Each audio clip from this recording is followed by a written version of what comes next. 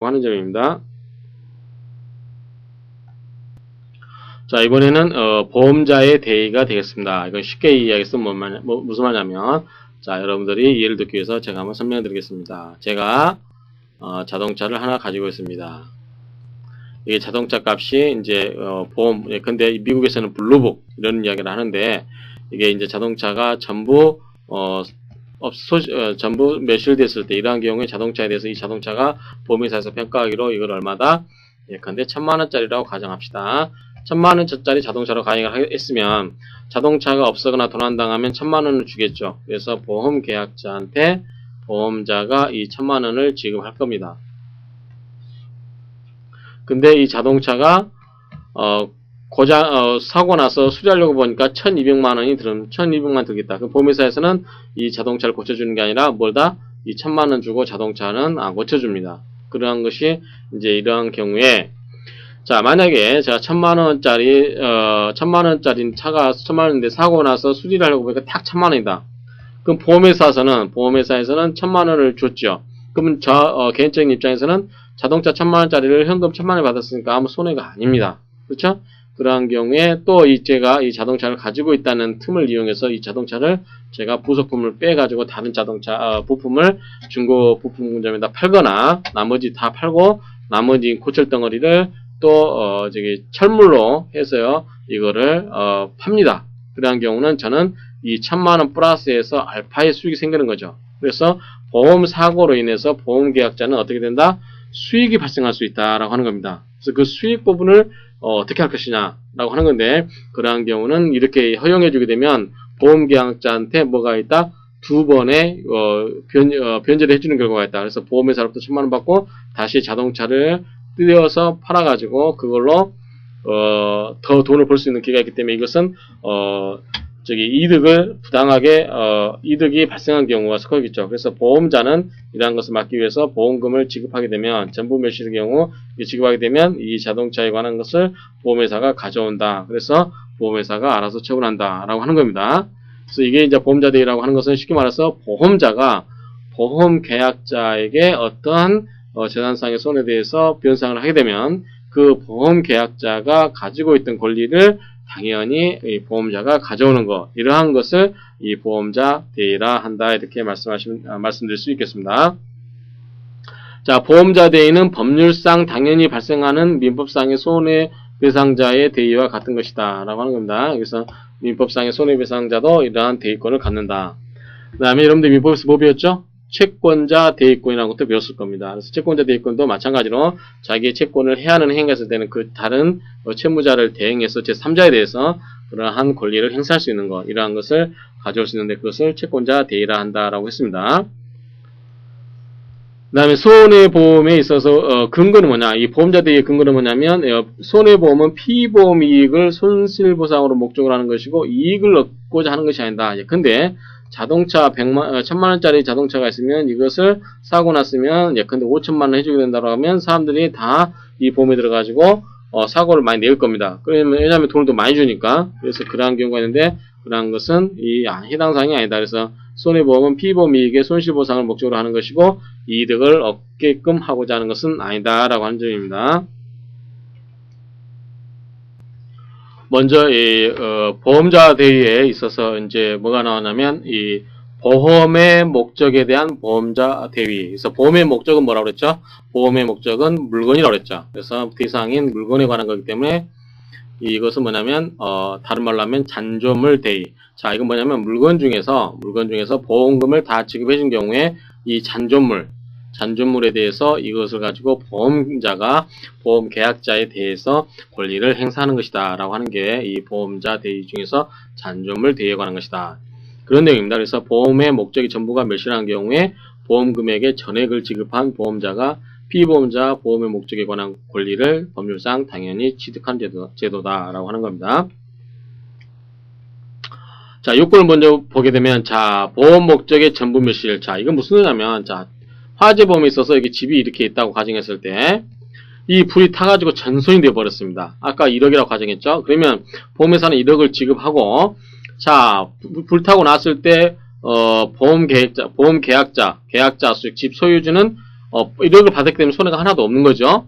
물론 이제 그동안 못 살게 됨으로써 그런 손해는 있지만 그러한 일반적인 손해는 없고, 그러면 여기서 나와 있는 집에 남아 있는 고철들, 이 철들 있잖아요. 이러한 것을 보험 계약자가 그 권리를 갖는 게 아니고 보험자가 이러한 집에 남아 있는 물건들, 이러한 잔존물에 대해서는 그 권리를 행사할 수 있다. 그래서 뭐 천물점에 판다든지 여러 가지 고철 가격으로 판다든지 여러 가지 방법이 있을 수 있겠죠. 그러한 게 있어서 이게 행사되려면 이 목적물이 전부 멸실이 돼야 됩니다. 만약에 화재가 났는데 일부만 이게 전손이 됐습니다.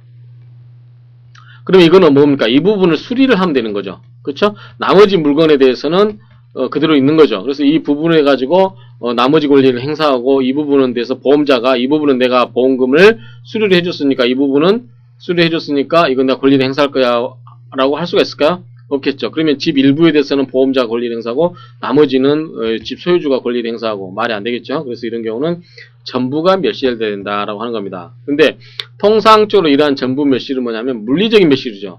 물리적인 멸실을 의미하는 게 아니라 경제적인 멸실을 의미한다. 제가 지금 두 가지 예를 들었는데, 자, 첫 번째, 아까 예를 들어서 자동차 보험의 경우에 자동차가 1000만원짜리인데 손실돼 버렸다, 멸실됐다 라고 했을 때 형체가 없어진 건 아니잖아요. 고철덩어리로 남아있긴 남아있지만 1000만원 이상의 수리비가 들어간다고 했을 경우에 그거는 전부 멸실을 본다 이거죠. 그래서 그러한 경우는 1000만원이라는 어떤 경제적인 걸 의미하는 거지, 물리적으로 보이는 그 형체가 없어진 걸, 그런 것을 반드시 의미하는 건 아니다라고 하는 겁니다. 그 다음에 보험금이 전부 지급이 있어야 되겠죠. 일부만 지급되어 있어서는 안 되겠죠. 이러한 경우에 이 보험 목적의 전부 멸실이라는 의미는 물리적 전부 멸실뿐만 아니라 물리적으로 일부만이 멸실하여 잔존물이 남아있어도 경제적인 가치가 전부 멸실했다면 이러한 것은 전부 멸실로 본다라고 하는 점입니다. 그 다음에 보험금을 전부 지급을 해야 되는 거고, 보험자가 보험계약자에게 지급하는 보험금은 뭐가 포함이 된다? 손해 방지 비용까지 지급을 해야만 된다라고 하는 겁니다. 저 이미 설명을 많이 드렸습니다. 자, 일부만을 지급한 때는 그 지급 부분에 대해서만 권리가 이전하는 것이 아니라 전혀 이전하지 않는다라고 하는 거죠. 방금 제가 설명했었죠. 집 화재 일부분이 손해가 발생했을 때 요만큼 손해가 발생했을 때 보험자가 요만큼 지급하고 요 부분만큼은 보험자가 다시 권리를 행사하든지 그렇게 할 수는 없다라고 말씀을 드렸습니다. 그 다음에 이제 여러분들이 이제 좀 이제 나중에 해상보험에 나오면 보험이부라는 게 나옵니다. 보험이부.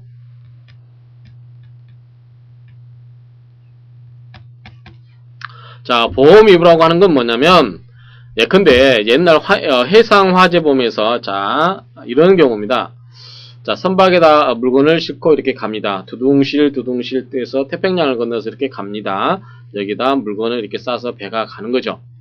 그러면 선박 소유자가 자, 옛날엔 보험 제도가 없을 때니까 이 해상 역사는 오래되었지 않습니까? 그래서 선박 소유자가 자, 보험사고가 났다. 어떤 사고가 발생한다. 근데 이 선박이 실종되었다. 그러한 경우에 이러한 부분에 대해서 내가 어떤 사람한테 당신이 보험 같은 걸 들고서, 당신이 보험을 들고서 만약에 이러한 경우에 대해서는 모든 권리를, 선박에 대해서 권리를 가져라. 이 보험금을 지급하고 이 선박에 관한 모든 권리를 가져라 라고 하는 거죠.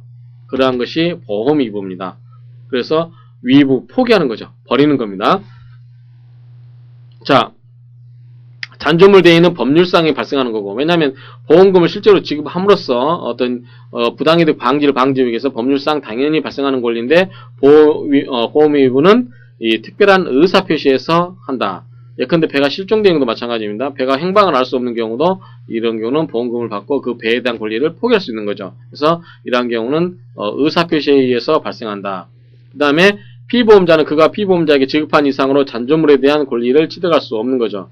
그런데 보험위부는 자, 이게 뭐냐면 선박의 실제 가치가 100억짜리다. 물건까지 다. 그렇지만 이거를 보험위부에 들어서 예컨대 90억이다. 그러면은 이런 경우는 실제로 90억만 지급해주고 나머지 모든 것에 대해서는 권리를 가질 수 있다라고 하는 거죠. 그래서 이러한 경우는 잔존물 대위는 그 보상한 범위 내에서만 권리가 있는데, 보험위부는 그 초과된 부분에 대해서도 권리가 있을 수 있다라는 점입니다.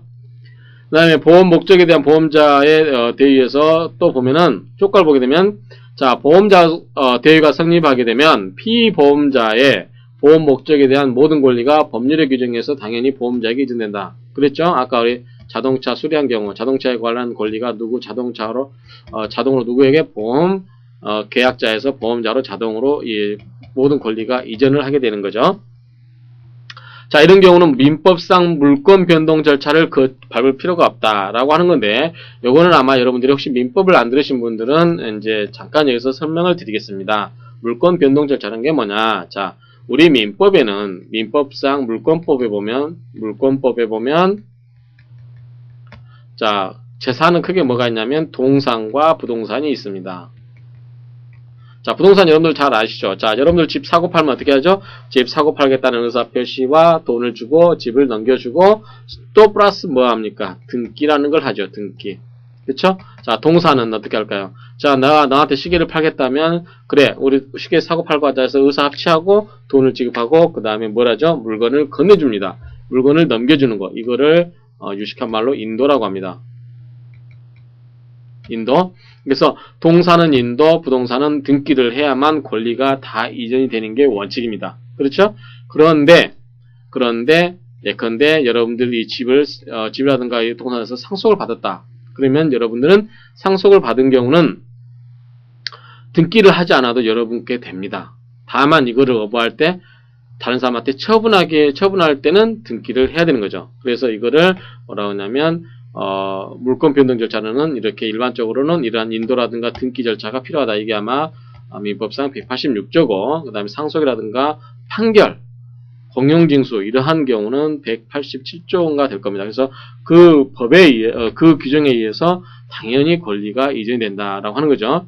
그런데 여기서는 민법상 물권 변동 절차 등을 밟을 필요가 없다라고 하는 것은 여기에 속한다는 거죠. 그래서 당연히 이러한 것을 뭐 등기라든가 인도 등을 하지 아니하여도 당연히 보험자 대의의 권리를 행사할 수 있다라고 하는 겁니다.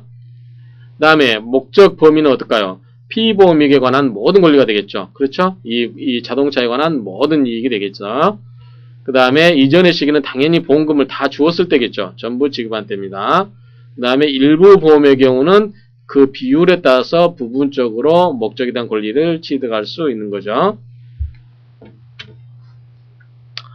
그 다음에 제3자에 대한 보험자 대의. 자, 여러분들이 이해를 돕기 위해서, 자, 보험자 대의는 크게 뭐가 있냐면 잔존물. 그러면 뭡니까? 이거 벌써, 물건이구나. 물건이면 보험자가 보험금을 지급하고 보험계약자가 가지고 있는 그러한 물건에 대한 권리를 행사하는 거구나 라고 이해가 되시죠? 그러면 이번에는 뭐냐면 다른 말로 청구권 대의. 자, 예를 들어서 여러분이 가지고 있는 어떤 물건이 있습니다. 물건이 있는데, 자, 여러분 갑의 물건이 있는데 어떤 을이 와서 이 물건을 손상을 시켰습니다. 그런데 이 사람이 다행히 갑이 보험을 비형한테 들고 있었습니다. 그런 경우에 물건이 손상되면, 자, 비형은 갑에 대해서 보험사고가 발생했기 때문에 보험금을 지급을 하겠죠. 그러면 갑은 원래 만약 이렇게 안 돼 있다고 하면 무슨 권리를 갖고 있습니까? 을이 갑의 물건을 불법행위에 의해서 파괴시켰다고 하면 갑은 을에 대해서 뭡니까? 불법행위로 인한 손해배상 청구권을 갖겠죠. 당연히. 그러한 경우에 비형이 어찌됐든 보험사고가 발생해서 갑에게 보험료를 지급했으니까 그 다음부터는 어떻게 된다? 비형은 갑이 을에 대해서 가지고 있는 권리를 행사할 수 있는 거죠. 이게 바로 뭐냐면 청구권 대의. 청구권이라고 하는 것은 갑이 을에 대해서 불법행위로 인한 손해배상 청구권을 대신 행사하는 거라고 생각하시면 됩니다. 그래서 청구권 대의라고 하는 것은 제3자에 관한 것이구나 이렇게 생각하시면 됩니다. 그래서 잔존물 대의와 청구권 대의의 개념을 정확하게 이해하실 거라 생각이 됩니다. 자, 밑에 설명 부분은 그런 말이죠. 그래서 손해가 제3자의 행위로 인해서 생긴 경우에 보험 금액을 지급한 보험자는 그 지급한 금액의 한도에서 그 3자에 대한 보험계약자 또는 피보험자의 권리를 취득한다라고 하는 겁니다. 자, 피보험이익에 관하여 피보험자가 가지는 모든 권리를 의미한다라고 했고, 자, 판례를 보시면 여기서 제3자에 대해서 가지고 있는 불법행위로 인한 손해배상 청구권이나 채무 불이행으로 인한 손해배상 청구권이 다 포함이 됩니다. 그 다음에 요건을 보게 되면 제3자. 자, 방금 설명드렸죠? 갑이 있고, 을이 있고, 병이 있는데, 이 물건에 대해서 을이, 제3자인 을이 갑의 물건에 대해서 손상을 입혔습니다. 3자의 행위로 인한 손해가 발생했고, 보험자 B형이 이 손해를 보험금을 지급을 했습니다. 그러면 B형은 누구? 이 갑이 을에 대해서 청구할 수 있는 권리, 즉 손해배상 청구, 방금 말씀드렸다시피 불법행위로 인한 손해배상 청구권이라든가 채무 불이행에 의한 손해배상 청구권, 이 권리를 갑이 을이 가지고 있는 권리를 대신 청구할 수 있는 권리. 그래서 대위, 뭐에 대해서? 청구에 대해서 청구권을 대위 행사하는 것, 이렇게 이해하시면 됩니다. 뭐 어려운 내용은 아니고요. 근데 만약에 이러한 경우에 여기 보면 제3자가 누구냐, 이 제3자가 누구냐라고 하는 건데 통설은 어떻게 보냐면 피보험자 위에, 보험계약자라든가 피보험자 위에자로 보험계약자 또는 피보험자와 공동생활을 하는 가족 또는 사용인은 제3자에서 제외된다. 이게 무슨 말이냐면 여러분들 이해하기 쉽게 위해서 설명을 좀 더 자세하게 드리도록 하겠습니다. 자, 뭐냐면 여러분들이 이 물건을 가지고 있습니다. 갑이 물건을 가지고 있는데 을이 이 물건에 대해서 타격을 가합니다. 손상을 입혔어요. 불법행위가 됐든 뭐가 됐든. 그러면 이 B형이 방금 설명드린 것처럼 갑에 대해서 보상을 하고, 이 보상을 하고 갑은 을에 대해서 가지고 있는 권리를 을이 가져온다라고 했습니다. 이게 청구권대인데 문제는 갑하고 을하고 이렇게 했는데 을이 갑의 전속 직계비속이다 라고 했을 때, 자식이다 직계비속이라고 했을 때, 만약 이걸 무한정 인정해주면 어떻게 되냐면, 자, 병은 갑한테 배상을 해주고 보상을 해주고 갑이 을에 대해서 가지고 있는 권리를 대신 가져오면 결국은 갑의 입장에서 보면은 자기가 보험에 든 이유가 하나도 이유가 없는 거죠.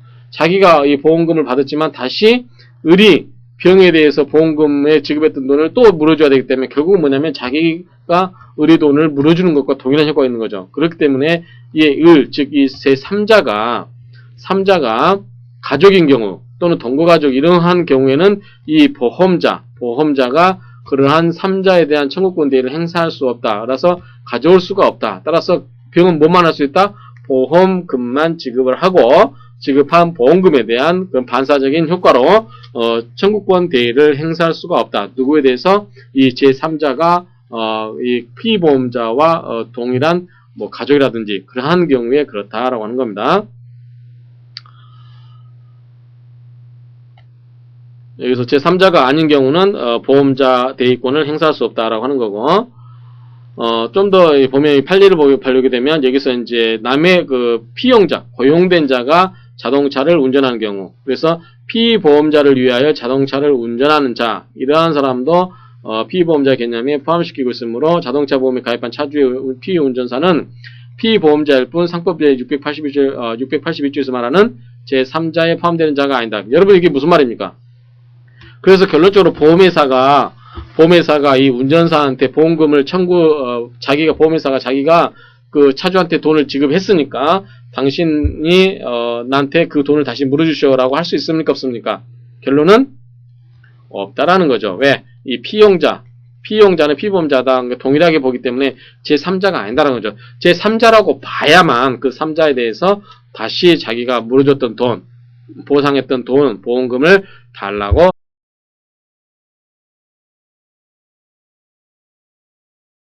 보험금을 달라고 할 수 있는 것이다 라고 하는 겁니다. 여기도 마찬가지 밑에 판결도 동거가족인 경우가 되겠습니다.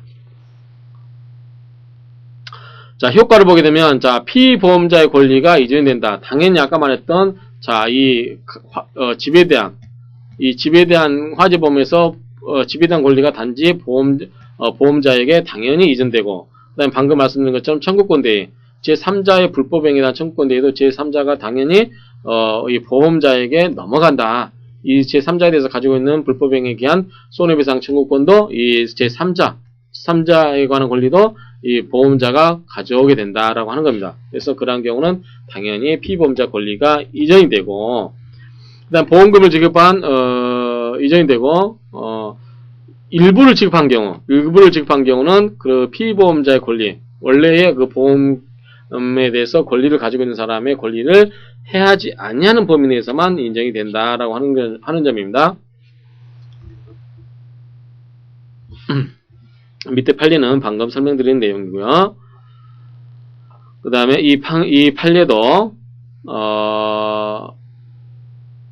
보험금을 지급하기 전에 피보험자 등이 제3자에 대한 권리를 행사하거나 처분한 경우, 이게 무슨 말이냐면, 자, 방금 설명드렸다시피 갑이 있고 이 물건이 있고 이 을이 있고 병이 있는데, 원칙적으로 이 병이 갑한테 물건을 주기 전에 보험금을 지급하기 전에 갑이 뭐 어떻게 했다?